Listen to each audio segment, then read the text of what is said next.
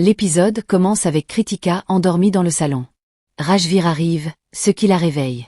Elle s'approche de lui et dit « Tu rentres enfin.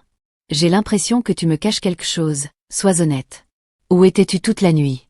Rajveer répond qu'il avait du travail, mais Kritika insiste. « Rajveer, je veux la vérité. » « C'est la vérité, pourquoi te mentirais-je ? J'étais avec un ami venu des États-Unis. » Kritika, méfiante, réplique.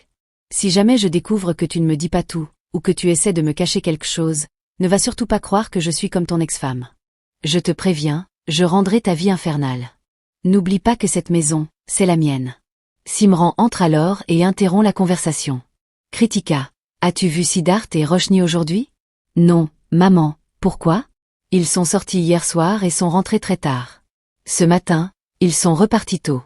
Je ne sais pas ce qui se passe. Rajveer, de son côté, pense tout bas.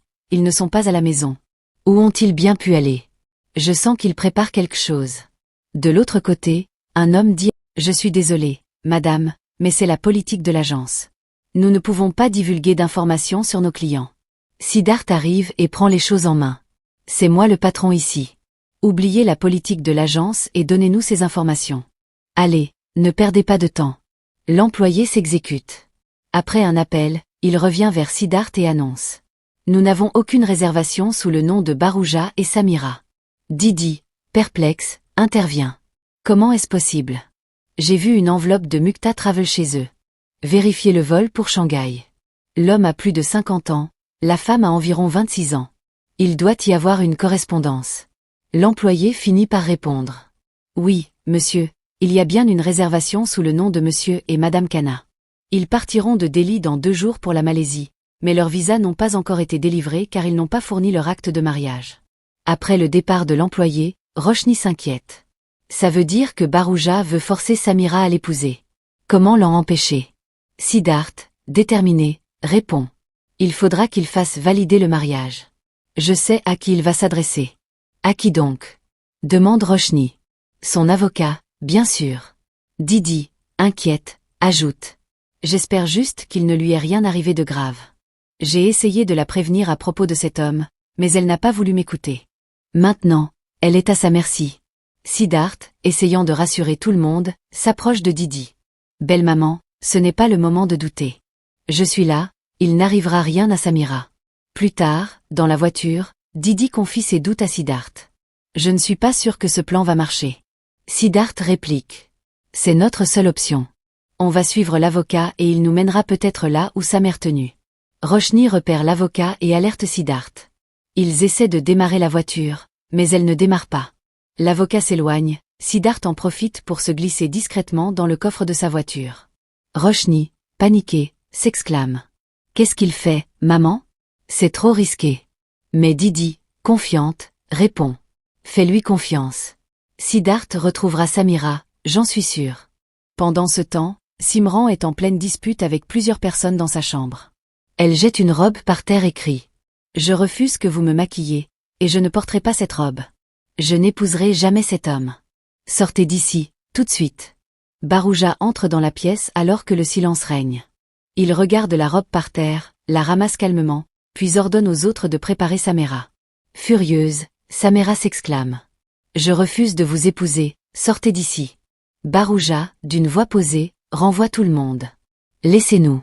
Ma future épouse et moi avons besoin de quelques minutes pour discuter. Je vais l'aider à s'habiller moi-même, et ensuite nous vous rejoindrons. Après le départ des autres, Samira, désespérée, lui dit. Pitié, laissez-moi tranquille, je ne veux pas vous épouser. Ne vous approchez pas de moi. Baruja sourit, s'approche un peu et murmure. Ma chère, je ne suis pas venue ici pour rester à distance de toi. Tu n'as que 2 options. Soit tu consens à m'épouser, soit je serai obligée de te forcer à le faire. Samira aperçoit un fer à repasser branché et élabore un plan. Avec un faux air de soumission, elle dit. D'accord. J'étais paniquée tout à l'heure. J'accepte de vous épouser, vous n'aurez pas besoin de me forcer. Choisissez une robe pour moi, je porterai celle que vous voulez. Baruja, satisfait, sourit. Excellent. Cela me plaît. Tandis qu'il choisit une robe, Samira débranche discrètement le fer à repasser et le cache dans son dos. Elle s'approche lentement de Baruja, et d'un coup, presse le fer brûlant contre sa main. Baruja hurle de douleur et crie. Attrapez-la. Samira s'enfuit en courant tandis que Barouja choisit finalement une robe et murmure avec colère. Celle-là, je choisis celle-là. Pendant ce temps, Roshni dit. Siddharth ne va pas tarder, mais on attend encore. Elle tourne la tête et voit Simran et Suki discuter un peu plus loin. Curieuse, elle se cache discrètement avec Didi derrière une voiture pour écouter. Simran dit à Suki. Maman, Roshni doit choisir elle-même ce qu'elle veut quand elle reviendra. Elle passe toute la journée dehors. Tu es bien trop indulgente avec cette fille. Suki, agacée, réplique. C'est quoi ton problème, Simran? J'ai simplement permis à Roshni de partir. Sa grand-mère est malade, elle voulait lui rendre visite, et je l'ai laissé y aller. Si ça te pose un problème, c'est toi que ça regarde. Elles finissent par s'éloigner, toujours en désaccord. Pendant ce temps, Samira continue de courir dans l'hôtel, poursuivie par les gardes de Barouja. Elle finit par se cacher, et heureusement, les gardes prennent une direction opposée. Barouja reçoit un appel de son avocat, qui lui dit qu'il est en bas. Barouja, agacé, répond. Je n'ai pas le temps de parler, Samira s'est enfuie. L'avocat, surpris, demande comment cela a pu arriver, mais Barouja raccroche, trop pressé pour discuter, et continue de chercher Samira. À l'extérieur, l'avocat se dirige vers sa voiture. C'est alors que Siddharth sort discrètement du coffre et lui murmure. Samira s'est enfuie. J'espère qu'elle va bien. Pendant ce temps, Samira sort de sa cachette et continue de courir à travers l'hôtel. L'avocat entre à son tour dans l'hôtel, et Siddharth le suit discrètement. Samira descend les marches précipitamment. Siddharth, en montant les marches, reçoit un appel de Roshni. Il lui dit rapidement. Je suis arrivé à l'hôtel Paradise. Samira s'est probablement enfuie, mais je ne pense pas qu'elle puisse quitter l'hôtel. Il y a des hommes de Barouja partout ici. Écoute-moi bien, envoie la police immédiatement. C'est notre seule chance d'arrêter Barouja.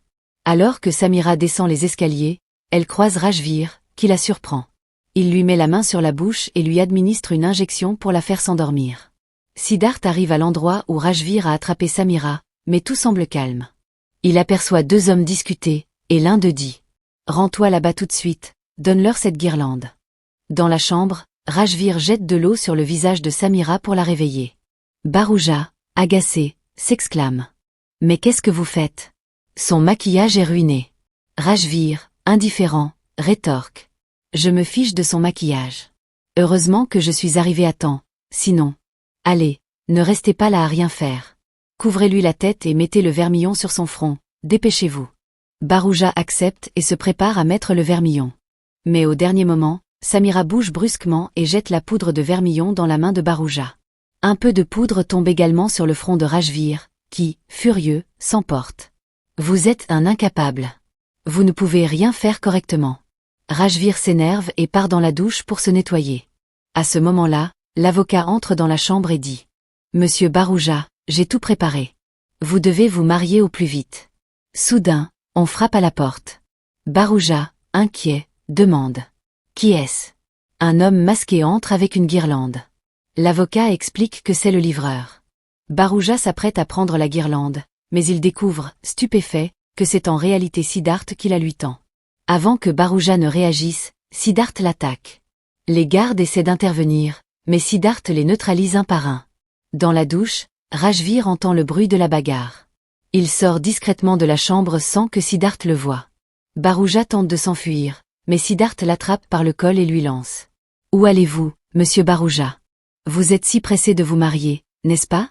Aujourd'hui, je vais réaliser votre vœu le plus cher. » Siddharth commence à le frapper, juste avant que Didi n'arrive avec la police.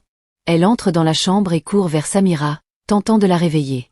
Ensuite, Didi s'approche de Barouja, étendu au sol, et le gifle avec rage, avant de dire aux policiers. « Arrêtez-le. » La police emmène Barouja, mais Siddharth commence à se sentir étourdi. Didi, inquiète, lui dit. « Fais attention, Siddharth. Détends-toi. Merci du fond du cœur pour tout ce que tu as fait. » Elle lui tapote l'épaule avec reconnaissance. Plus tard, devant l'hôpital, Siddharth dit à Roshni. « Occupe-toi bien de Samira.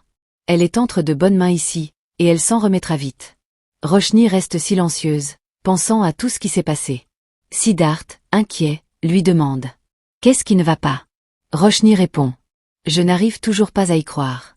Heureusement que Samira va bien. Sans ton aide, je ne sais pas comment on aurait pu la retrouver. » Siddharth sourit et lui dit. Tu as raison, on l'a retrouvé ensemble. Sans toi, je n'aurais pas réussi.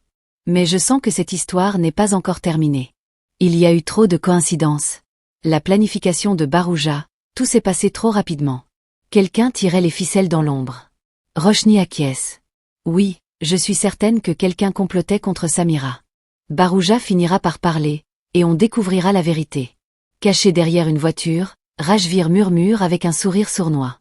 Vous pouvez essayer autant que vous voulez, mais vous ne découvrirez jamais que le cerveau derrière tout cela, c'est moi. Rajvir. Chez Durga, Siddharth arrive et Kanna le remercie chaleureusement. Pourquoi me remercier? Il n'y a pas de raison, dit Siddharth avec modestie. Kanna répond avec tendresse. Tu prends tellement soin de tout le monde. Dis-moi ce que tu veux. Siddharth, humble, lui dit. Si vous voulez vraiment m'offrir quelque chose, posez simplement votre main sur ma tête et donnez-moi votre bénédiction. C'est tout ce que je demande. Kanna, touché, pose sa main sur lui et dit. Mes bénédictions t'accompagnent toujours, Siddharth. Je te souhaite de trouver bientôt le plus grand bonheur de ta vie. Tu comprends ce que je veux dire, n'est-ce pas? Siddharth acquiesce, mais son cœur est lourd. Il avoue avec sincérité. Grand-mère, pour être honnête, je me sens responsable de l'état de Samedi. Sa vie a été détruite parce que son mari l'a quitté pour ma sœur. Et bien que je connaissais la vérité, je n'ai rien pu faire. J'ai seulement regardé, impuissant. J'ai failli à mes responsabilités, et je ne peux pas lui rendre tout ce qu'elle a perdu. Mais je peux être là pour elle, comme un frère, et je serai toujours là pour la soutenir. Ces paroles touchent tout le monde, profondément ému par sa sincérité. Dans son esprit, Roshni pense. Tu es quelqu'un de vraiment bien, Siddharth. Tu penses toujours au bien-être des autres. Kanna, ému, ajoute. Tu es tellement gentil, Siddharth. Siddharth se tourne alors vers Roshni et lui dit doucement. Allons rentrer à la maison. Ils s'en vont ensemble, laissant derrière eux une ambiance de reconnaissance et d'émotion. Chez les Kurana, Simran, inquiète, dit. Elle n'est toujours pas rentrée. Où est-ce qu'elle peut bien être? Et Sid n'est pas là non plus. Que se passe-t-il dans cette maison? Suki répond calmement. Ne t'énerve pas, Simran. Ils sont jeunes, ils ont sûrement fait un petit détour. Siddharth et Roshni arrivent à ce moment-là. Suki se tourne vers Roshni et demande. Ma fille, comment va ta grand-mère? Est-ce qu'elle va mieux? Siddharth, un peu hésitant, répond. Ah oui, elle va beaucoup mieux. Elle est complètement rétablie. Mais Roshni l'interrompt et dit avec honnêteté. Siddharth, il n'est plus nécessaire de mentir. On est en famille, ils comprendront. Elle se tourne vers les autres. Grand-mère, papa, maman, en fait, je vous ai menti à propos de la santé de ma grand-mère. Simran, choqué, réagit. Quoi? Tu nous as menti? Mais qu'est-ce que c'est que cette histoire? Roshni, avec une voix pleine d'émotion, poursuit. Nous avons sauvé quelqu'un, maman. Sans l'aide de Siddharth, ça n'aurait pas été possible.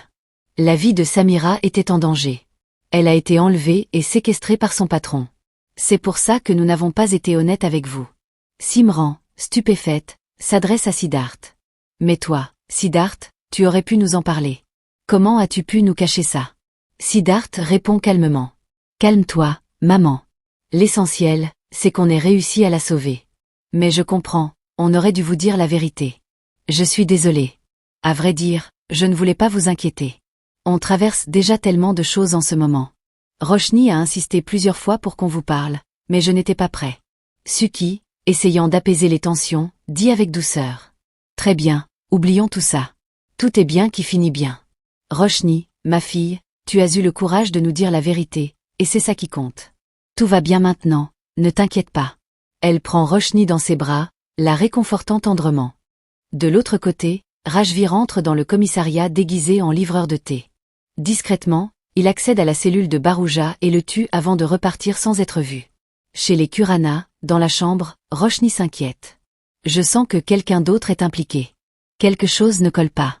À ce moment-là, Siddharth reçoit un appel. L'officier au bout du fil lui annonce. Monsieur, Barouja est décédé. Siddharth, sous le choc, s'exclame. Quoi? Roshni s'approche, inquiète. Que se passe-t-il, Siddharth? Qui a appelé? Siddharth répond, encore troublé. C'était le commissariat.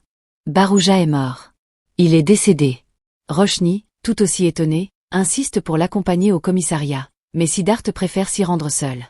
Pendant ce temps, dans une voiture, Rajvir murmure.